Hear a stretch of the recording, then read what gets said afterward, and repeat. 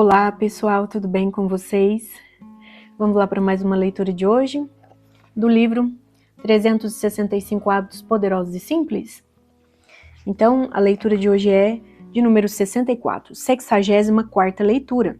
Entenda a diferença entre sucesso e riqueza. Mas não sem antes agradecer a todos que estão aqui. Sejam muito bem-vindos, os inscritos no canal e também aqueles que estão pela primeira vez. Aproveitem e se inscrevam. Pessoal, a todos vocês, deixem o like, deixem o joinha, compartilhem o vídeo com aqueles que possam gostar, comentem, será uma satisfação e ativem o sininho para continuar aqui comigo, né, para aumentarmos a nossa egrégora. Então, fundamentalmente, o meu canal, Vamos Ver Quem Ama Mais, ele traz esse convite para que a gente dê mais compreensão a quem nós somos, né, e munidos aí de autoconhecimento, para que queremos cada vez mais, né, entrarmos em nossos dons, nossos talentos, ou de modo muito simples, conferir aí, né, o nosso valor humano no desenvolvimento, numa constante de darmos consciência quem nós somos. E isso é desenvolvermos a nossa saúde no aspecto integral de imaginarmos, né? Então, aqui eu sou Gislaine Abadia, sou fisioterapeuta, sou terapeuta e o meu canal trata sobre saúde. Estejam todos à vontade para comentarem, inclusive sugerirem temas, aqueles os quais possam trazer aí, né, favoravelmente, muitas informações no campo que vão simplesmente só agregar, não é isso? Então, bora lá para a leitura? Leitura de número 64. Entenda a diferença entre sucesso e riqueza. É muito comum as pessoas confundirem sucesso e riqueza, porém nem sempre eles andam juntos. Segundo o dicionário, sucesso é ter êxito em algo, ter um bom resultado, conseguir chegar ao fim de uma empreitada. Por exemplo, sucesso pode ser realizado na sua profissão, ter uma família unida, amigos, enfim, cada pessoa tem uma definição de sucesso. O que é sucesso para mim pode não ser para você. Já a riqueza é conseguir acumular dinheiro, conquistar muitos bens, carros de luxo, etc. Uma pessoa rica teve sucesso em acumular ganhos. Percebe a diferença? Ter dinheiro é bom? Sim, mas ter sucesso é o que nos move e nos faz correr atrás dos objetivos diariamente.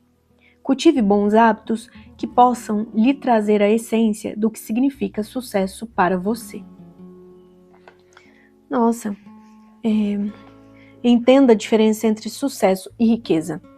Então são coisas tão simples, né? E muitas vezes a gente não para identificar que uma coisa pode ser que esteja junto com a outra, mas nem sempre, né, estarão. E por assim dizer, inclusive, sabermos essa diferença é fundamental para que a gente almeje aquilo que realmente fica como consciência, né? Então, essa diferença entre sucesso e riqueza, eu diria que é muito bom para todos nós, justamente num sentido que a mais-valia de tudo é o recurso do aprimoramento que o homem faz aí nesse desenvolvimento humano, diz respeito a isso. Quem não deseja essas duas coisas? Riqueza é excelente, dinheiro, gente, é fundamental, é a moeda de troca desse planeta, o qual nós estamos aqui encarnados, vivendo essa experiência nesse corpo. No entanto, sucesso não é para todo mundo, né? Sucesso é para aquele que eu diria assim, que ele, na verdade, ele carrega um propósito. E muitas vezes eu já parei para refletir e identifiquei o seguinte: sucesso tem aquele que, mais do que ter um propósito de vida, determinado que está fazer com que ali, na união de todos os seus esforços, ele persista, continue, confiante inclusive. E assim, que mais do que ter uma esperança, que ele não fique esperando, no sentido a ter uma temperança de aguardar que o lado dele ele conclui, e no mais, aquilo que não compete a ele, que ele simplesmente confie no todo. O todo quem? De Deus, a fonte criadora, o nosso Deus criador. Então, quantas vezes nós nos detemos a agir de modo melhor porque ficamos com medo, porque desconfiamos, porque ficamos cheios de dúvidas. E muitas vezes isso justamente vem como autossabotagem, ou vem como modos aí, né, de procrastinação, porque a gente esmorece diante de uma dificuldade, de um obstáculo, e aí nós nos vemos em conflitos, não dando conta disso, desistimos. Então quantas vezes a gente inicia algo na vida e não damos continuidade? E vamos sempre, obviamente, colocar desculpa em algo. E esse algo, né, que fará com que a gente coloque desculpa, é o quê? É o externo. Então, nós vamos colocar culpa em alguma coisa, em alguém. E quando nós aprendemos que isso é um erro muito grande, a gente começa a acertar do simples, né? Então, do pequeno, nós vamos desenvolvendo até chegar no auge, né? Naquela grandeza a qual nos identificamos e queremos conquistar. Então, diante de todo obstáculo, quando ele chega, eu diria que aqui, né, eu vou até citar aí aquilo que já foi dito de um livro que eu tenho gostado muito da sua leitura, Cartas de Cristo. Jesus fala, quando o conflito chega até nós, que a gente não esperneie, né, que a gente não culpe o outro, que a gente não julgue, que a gente não critique, que a gente não se afaste, que a gente não condene, que nós possamos com serenidade, paz na consciência, ter o hábito de dirigir os esforços para o quê, pessoal? Para resolvermos a nossa parte no conflito. Então, desculpem, quando um conflito chega, que a gente possa, ao invés de sucumbir ali diante de alguma insatisfação, é identificarmos que se algo ainda concerne para todos os efeitos ali diante de nós algum significado, que possamos resolvê-lo. Mas jamais dando as costas. Quando a gente dá as costas a algo, quando a gente tenta se desvencilhar, né, daquele jeitinho brasileiro, muito pelo contrário. Aí estaremos amarrados, mesmo que de modo inconsciente, mesmo que de modo indireto àquela questão, àquele conflito, àquelas pessoas que estão envolvidas. E, obviamente, aqui nem tão pouco estou falando para a gente não fazer a parte que não nos cabe. Mas se temos algo a resolver diante de quaisquer necessidades, que a gente tenha sim hombridade, né, de observar e escolhermos melhores respostas para aquilo que chega. E aí, determinado que estamos, se carregamos aí um propósito genuíno, naturalmente, tudo que nos cabe, vamos conseguir resolver nossa parte. E aquilo que não nos cabe, teremos ao quê? A temperança de aguardar o tempo de cada um com esperança, onde confiando em Deus e em Deus dentro de nós, pois nós, sentindo aí essa companhia mais benevolente de todas, Deus nosso Pai Criador. E qual é uma forma, né, de obtermos sucesso com isso? Identificarmos Deus em tudo? É o seu propósito. Então, tudo que você for fazer, consagra a Deus. A despeito daqueles que não gostam, que muitas vezes a gente falha assim. Eu tomo propriedade, pois eu sei que sou filha do Criador. E você que está me ouvindo aí, você tem dúvida disso? Então, quantas pessoas, nestas circunstâncias atuais da vida, né, se dirigem a termos de distanciamento com Deus? Quando vem alguém falar de Deus, de Jesus, ficam talvez enciumadas, pode ser que sim, mas tem até recalque daqueles que já conhecem que o seu interior é sedento por conexão com Deus constante. Então, para aqueles que não veem dessa forma, tá tudo certo. Continua conforme o seu bel prazer. Mas aqui é uma consciência que se faz constante nos seguintes ensejos. Coloquemos Deus na nossa vida e nós veremos que quaisquer riquezas que precisarmos delas, quaisquer riquezas que necessitemos delas diante do caminho, elas virão até nós unidas com o sucesso daquela vitória tão almejada. que conquistamos. Através do quê? De quando caminhamos sempre com o Pai, jamais sem Ele. Tudo que a gente coloca vem como triunfo, sim, e principalmente diante ali de questões que não foram tão boas e que muitas vezes vieram a partir de obstáculos que deixaram com que a nossa vitória fosse mais honrosa ainda, mas sempre diante da companhia do Pai, o nosso Deus Criador. Então, que diante desses obstáculos, né, da balbúrdia de fora, do externo, das incompreensões alheias, a gente não se detenha, né? Muito pelo contrário, que nós possamos sim colocar raciocínio lógico, crivar tudo que nos chega, mas não apenas com esse raciocínio puramente mental, mas sobretudo com o mental superior, que se ergue à justiça que só o nosso coração sabe fazer o crivo.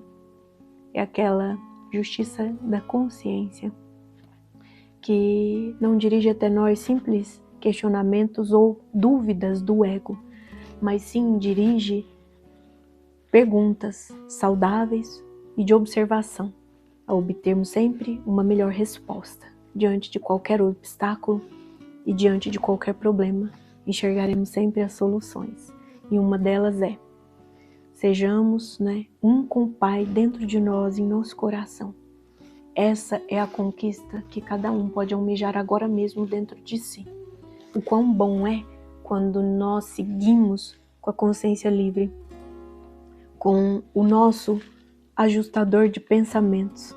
Até o próprio livro de Urântia traz isso para a gente, que nós possamos deixar com que a coerência de todas as máximas de ensinamento que chegam no devido momento presente possam fazer valer aquilo que o nosso ajustador de pensamento, Deus, nosso Pai, nosso governador, se assim deixarmos, sempre coloca ao nosso dispor, mas sem jamais nos deter aos medos do ego, a paralisação que faz com que a gente procrastine no caminho, faz com que a gente adquira aí todos os tipos de, mais do que dúvidas, mas desculpas, justificativas para não fazermos aquilo que viemos fazer. Cada qual carrega aí o cerne da questão, entre meio a relações emocionais que vem tratar diante dos seus próprios desafios e obstáculos. E não se confunde apenas aquele que faz com que Deus dirija a sua própria vida. Para isso, basta carregarmos propósito. Nós perceberemos que riqueza mesmo é aquela que ninguém pode tirar. Ela não é acumulada por bens materiais. Ela é simplesmente a concretude de uma mente que quer, de forma decente, cada vez mais adquirir consciência de quem veio para ser. E mais do que desenvolver seus dons e talentos, é trabalhar no seu próprio lapidar, trabalhar para o todo, trabalhar em prol do próximo, no fazer o bem sem olhar a quem. E essa, na verdade, é a maior gratidão que a gente pode ter diante daquele que criou tudo e todos nós. Então, gente, é sobre isso que nós sabemos, todos somos um. Eu já ia até finalizando aqui esse vídeo, mas eu só trago a seguinte questão, para quem ainda tem dúvida que Deus existe. Muitas vezes a gente se pega, né, diante ali de pessoas que dizem não acreditarem em Deus. E aqui eu vou dar um exemplo que eu gosto muito de imaginar ele, e que muitas vezes durante a minha meditação vinha uma voz e dizia desde o início, conforme eu fui obtendo esse hábito: minha abelhinha. E eu, querendo desenvolver o que aquilo significava, fui pesquisar inclusive o arquétipo da abelha. Gente, a abelha é um inseto maravilhoso. Sem ele não haveria vida no planeta. E sabe o que ocorre? Embora a abelha faça parte aí do nicho de seres vivos que não tem glândula pineal, independente disso, né, ela também desenvolve a sua consciência, no sentido metafórico, é claro. ela tem o seu instinto em sobrevivência com Deus. Então, todas as abelhinhas conectadas com Deus, né? Porque a natureza não mente, ela jamais... A natureza não mente porque simplesmente ela não tem um ego. Ela tem, na verdade, só um instinto com Deus, com o Criador. Então, ela faz o seu serviço, o que veio fazer, perfeitamente. Assim é com os insetos, assim é com toda a natureza, reino vegetal e, mais do que isso, todos os animais. Mesmo nós, né, com glândula pineal, todos os mamíferos, anfíbios, enfim. Então, falemos aqui da abelha. O que eu quero colocar para você, o que tem a ver a abelha com Deus? Tudo. Não só como exemplo de instinto com Deus, né, propriamente dito, elas fazem direitinho o seu papel. Vocês já pararam para perceber o quão lindo é uma colmeia e como cada uma faz ali a sua parte? Elas vão promovendo, né, o feitio ali daqueles cilindros de cera. Então, conforme elas vão fazendo, cada qual o seu cilindrozinho de cera, aquele orifício, eles vão se amontoando. E no todo da sua colmeia, há um hexágono, uma figura de 6 pontas, entre cada um dos buraquinhos. Então, cada um daqueles orifícios da colmeia da abelha, ele poderíamos dizer que é milimetricamente perfeito. E como se elas não fizeram engenharia? Não é verdade? Se elas não estão ali, né, num estudo matemático para que aquilo ocorra. As abelhas, correspondendo ao instinto de sobrevivência com Deus, fazem o seu papel, pois elas não titubeiam. Assim é com toda a natureza.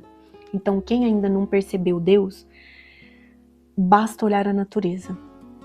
Mas aí, identificando como cada qual faz ali o seu papel, na somatória toda, aquele ambiente da própria colmeia, conforme elas vão produzindo aquele néctar, né, deixando com que o mel, ali cada qual no seu buraquinho, vá formando, né, aquele favo de mel completo. Ele mantém uma temperatura adequada de 35 graus, fora essa questão milimétrica de cada buraquinho. Cada uma então fazendo seu papel e auxiliando na polinização, que vai garantir com que a raça humana sobreviva aqui na Terra. E isso é lindo. E ainda, quando pensa que não, ainda me surgiu, porque eu amo estudar, né, a biologia, independente de qual seja. Mas outro dia desses eu me deparei, e agora eu quero dar conta de falar para vocês, a vida de uma ave, o pica-pau, né? O que acontece, gente, com o pica-pau? Olha o tanto que é lindo. Simplesmente, o pica-pau, aquele esforço que ele faz com o biquinho dele, num tronco de árvore, ele corresponde a 20 marteladas por segundo com o seu biquinho. Essas 20 marteladas por segundo, cada uma delas equivale a 120 G. Então é força gravitacional. Essa 120 G de força gravitacional do biquinho do pica-pau é 20 por segundo. E aí, vamos identificar o que é isso na nossa vida? Quando acontece algum acidente automobilístico a 80 por hora, é exercido até nós ali uma pressão no dado momento do acidente equivalente a 10 G. E eu acabei de falar que cada marteladinha do biquinho dele na árvore equivale a 120 G. E ele faz 20 por segundo. E nós não aguentamos direito nenhuma batida de trânsito. Então, gente, só para vocês verem a grandeza que tem, né? Toda a sinalização que a natureza, que os animais fazem com Deus. E eu volto aqui a trazer para vocês outra referência de Cartas de Cristo, assim como citado antes. É a consciência do grão de mostarda, de modo metafórico, lógico. Que é o que, gente? A mesma equivalência que eu disse da abelha ou do pica-pau. Eles carregam o instinto de sobrevivência em Deus. E por instinto, eles já carregam um código divino da sua criação. Se apropriam disso Eles são merecedores, se sentem pertencentes, não no sentido do raciocínio lógico, mas porque faz parte de toda impregnação que traz vida a eles. Já o humano se perdeu disso tudo. Então, muitas vezes, quando a gente fala, em absorvermos Deus na nossa vida, é isso. Pelo simples ar, é Deus com seu sopro divino emanando da forma que você quiser colocar. Se você não compreende ainda a geometria sagrada, nem eu tampouco, estamos aqui a caminho, em busca. Mas para você que se detém a achar que Deus está muito distante, sinto muito. É porque talvez realmente esteja. E minha compaixão, mas para todos os efeitos, se um pode, todos podem. Acredite, Deus está dentro de você. Quando você para de procurar Ele no externo. Isso mesmo. Se você tem Deus dentro do seu coração, logo você passa a enxergá-lo em tudo. Sim, então Deus você não procura fora, mas você o vê de fora, quando já contempla o seu interior. Então, para todos aqueles que estiveram aqui comigo, é uma satisfação. Comenta aí no vídeo, deixa o like de vocês, ativem o sininho para continuarem recebendo meu conteúdo e já compartilhem com aqueles que possam gostar e também para aqueles que nunca ouviram falar, tá certo? Então, honrosamente, é uma satisfação. Gratidão profunda a todos vocês, como sempre. Muito amor e muita luz nos caminhos de todos. Namastê.